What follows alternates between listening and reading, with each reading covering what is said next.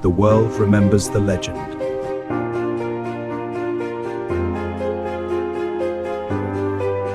History remembers the man, the real Ip Man.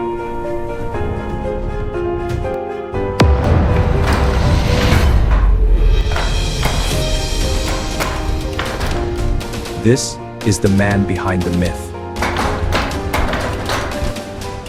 Focus on the hands, the structure. Wing Chun is about connection.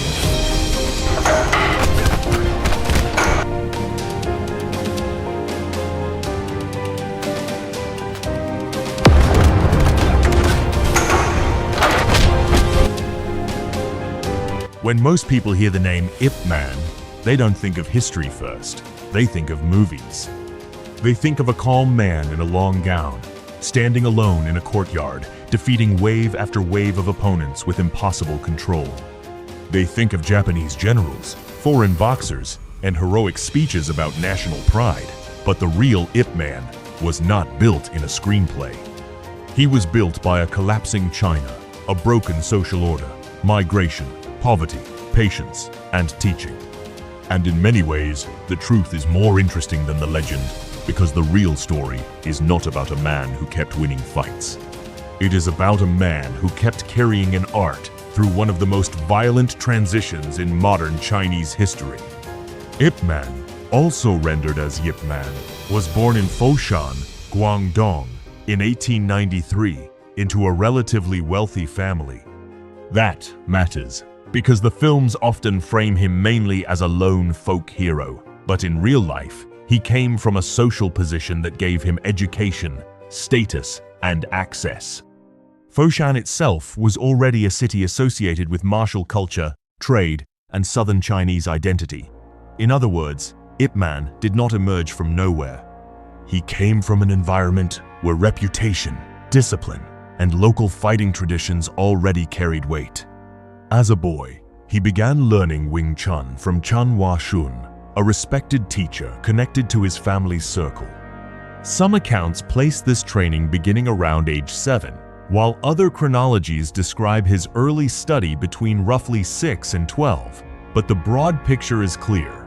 Ip Man entered martial training young, and he entered it through an established lineage, not through some accidental street awakening.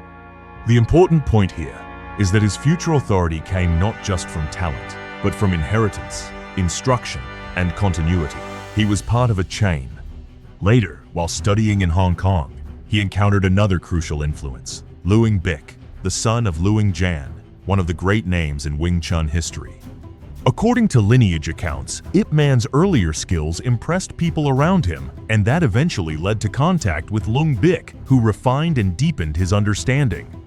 This is one of the most important facts about the real Ip Man, because it shows that he was not merely a natural prodigy.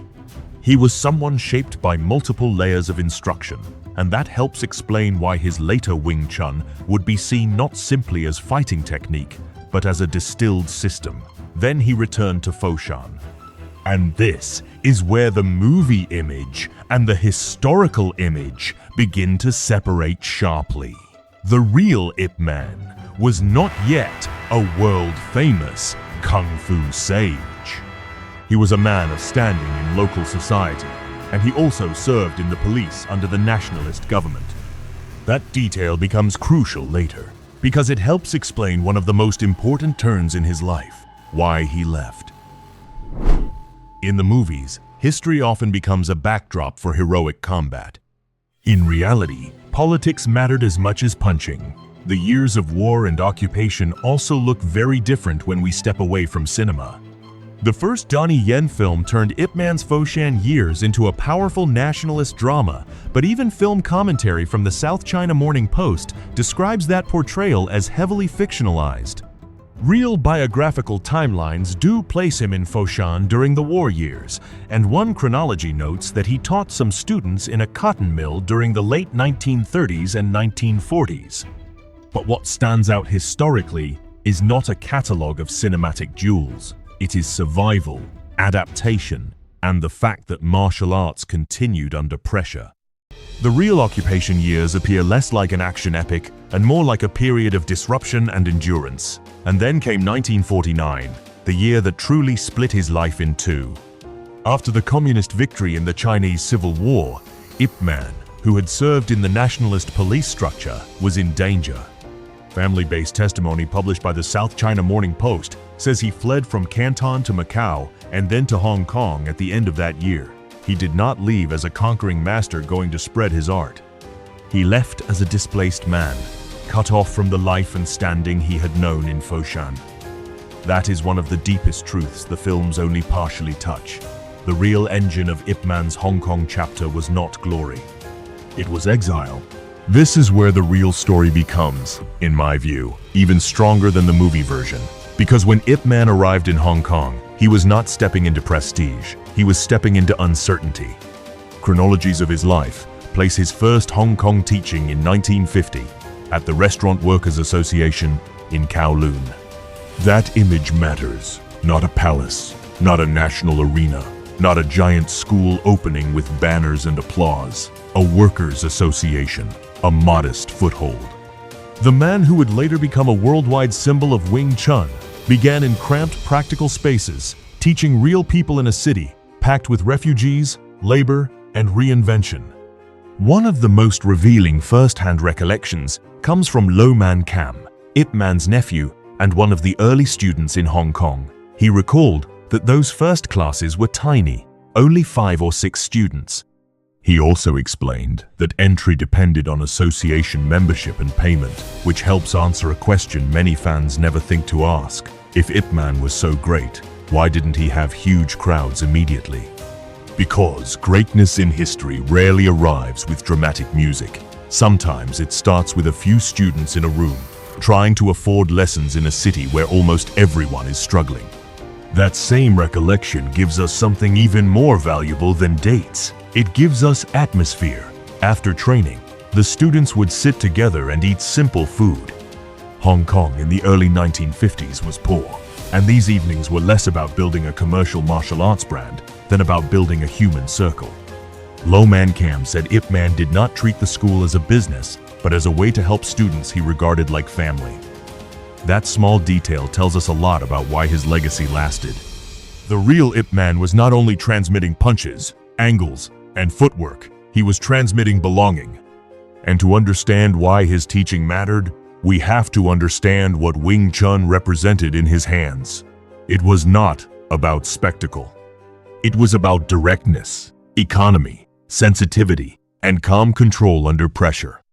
Even the famous Bruce Lee later reflected on learning the principle of gentleness and neutralizing an opponent's force while minimizing one's own expenditure of energy.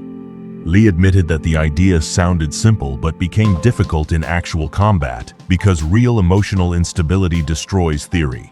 That reflection matters because it shows what Ip Man's teaching was really about.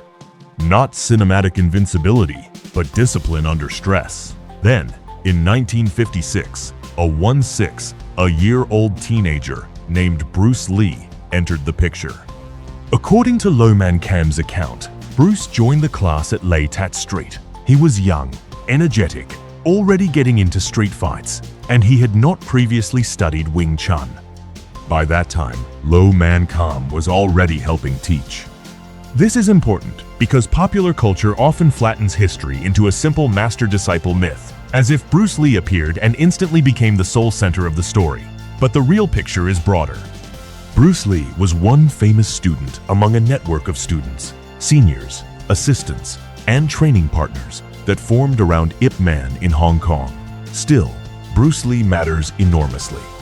Not because he proves the movie's right, but because he proves Ip Man's influence was real. The quiet teacher in a modest Hong Kong school helped shape the martial foundation of the most internationally influential martial artist of the 20th century. And that changed everything.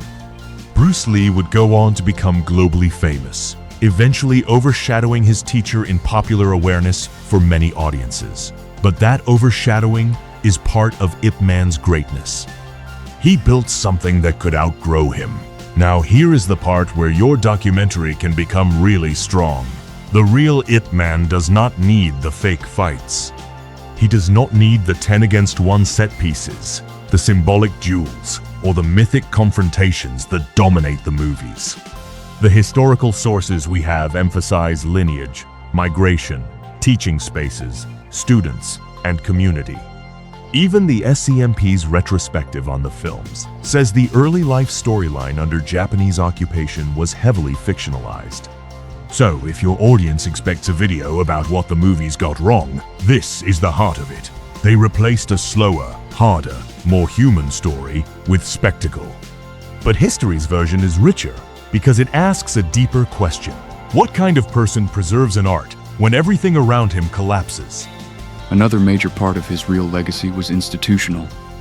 A life chronicle associated with Samuel Kwok's Wing Chun material states that in 1967, the Wing Chun Athletic Association became the first martial arts society officially registered with the Hong Kong government, and that Ip Man was placed in charge of instruction there for a period.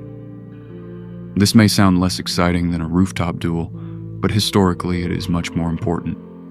Because this is how an art survives. Not only through legend, but through organization, registration, teaching, and transmission. A style becomes history when it can outlive the body of its master. Today, that legacy is still visible in Hong Kong's cultural memory. The Hong Kong Intangible Cultural Heritage Office has hosted public programming specifically around Yip Man Wing Chun, including demonstrations of forms like Sio Nim Tao, Chum Kyu, and Biu Tse, while also discussing the difference between Wing Chun as seen in films and Wing Chun as practiced in reality. That detail is incredibly valuable for your video because it gives you a perfect closing argument. Ip Man is no longer just a movie character or even just a historical person. He has become a cultural bridge between practice, memory, cinema, and identity. In his later years, Ip Man's life was quieter than his modern screen image would suggest. The chronology of his life places him teaching in various Hong Kong locations over the decades, gradually moving into more private instruction in later life. He did not die as a worldwide movie icon. He died in Hong Kong in 1972. The explosion of his myth came after him. Through students, through Bruce Lee's global fame, through lineage communities, and then through cinema. In a way, the world met Ip Man twice. First as a teacher, locally, then as a legend, posthumously. And that brings us to the real question. What did the movies never tell you? They did not tell you that the man behind the myth was also a refugee. They did not tell you that his true battles were not always fought with fists, but with loss, status collapse, relocation, and the challenge of rebuilding purpose in a new city. They did not tell you that his greatness may have been less about domination and more about reduction, reducing motion, reducing force, reducing ego, reducing chaos into structure. That is a very different kind of heroism. It is quieter, but it lasts longer. The films wanted a symbol of resistance. History gives us something more complicated. A man rooted in southern Chinese martial culture, trained by lineage masters, displaced by regime change, sustained by teaching, and immortalized partly because one of his teenage students became Bruce Lee. The screen version says greatness is proven by public victory. The historical version suggests greatness can also be measured by what survives you. And what survived Ip Man was not one famous fight. It was a method, a discipline, a community, and a name that still carries weight across continents. So maybe the real Ip Man story is not smaller than the movies. Maybe it is bigger, because anyone can admire a hero who wins on screen. But it takes a different kind of attention to admire a man who loses his world, crosses into uncertainty, starts again in modest rooms, teaches a handful of students, and changes martial arts history anyway. That is the version worth remembering. Not because it is louder, but because it is true. And perhaps that is the final irony. The movies made Ip Man bigger than life, but the facts make him more impressive than fiction. Because the real legacy of Ip Man was never that he looked unbeatable. It was that he made Wing Chun portable, teachable, and memorable in an age when so much else was being broken apart. In the end, the real Ip Man was not simply the man who fought. He was the man who carried something through history and handed it on, Maybe the real story of Ip Man was never about becoming unbeatable. Maybe it was about carrying discipline, tradition, and identity through chaos, and passing it on before the world changed forever. If you enjoyed uncovering the real history behind the legend, subscribe now and join us for the next chapters, where we'll explore the complete rise of Bruce Lee, his journey from troubled teenager to global icon, the mystery surrounding Ip Man eventually stopping Bruce Lee's training, and the untold stories that shaped martial arts history forever.